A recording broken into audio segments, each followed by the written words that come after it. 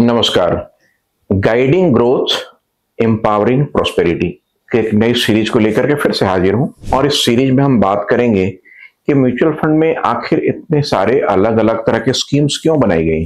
जैसा हमने पिछले सीरीज में आपको बताया था कि म्यूचुअल फंड क्या है, पूल ऑफ मनी है, एक बहुत सारे लोगों के द्वारा इकट्ठा किया हुआ पैसा है।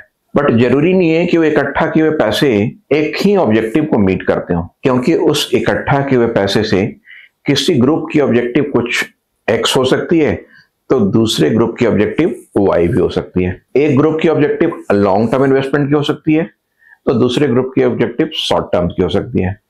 एक ग्रुप की ऑब्जेक्टिव बहुत रिस्क लेने की हो सकती है तो दूसरे ग्रुप की ऑब्जेक्टिव कम रिस्क लेने की हो सकती है।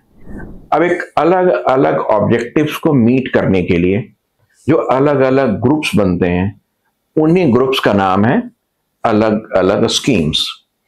कि स्कीम ए है, उसकी objective high growth and high risk. Scheme B, उसके ऑब्जेक्टिव है high growth but low risk.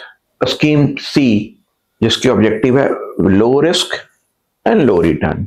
And इसी तरीके के और भी अलग अलग तरह के स्कीम्स जो अलग अलग ऑब्जेक्टिव्स को मीट करते हैं, एक नए नए स्कीम और उसके स्वरूप या उसके नॉमेनक्लेचर या उसके नाम को जन्म देते हैं। अब हमें डिसाइड करना है कि हमारे पैसे की क्या ऑब्जेक्टिव है, ज्यादा रिस्क लेकर के ज्यादा रिटर्न बनाना या बिल्कुल भी कम रिस्क लेकर के ठीक ठाक रिटर्न बनाना। आइडियली इन्वेस्टमेंट में हम ऐसा सोचते हैं कि एक इन्वेस्टर को रिस्क एडजस्टेड रिटर्न मुताबिक रिटर्न बनाने की उम्मीद करनी चाहिए।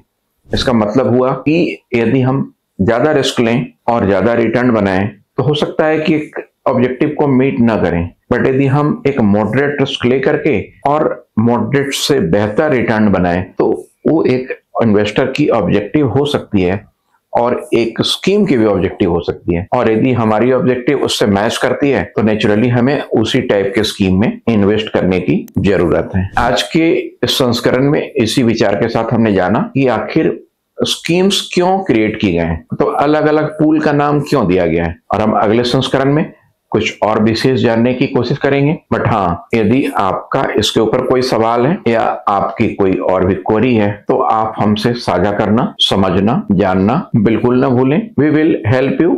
Thank you so for today.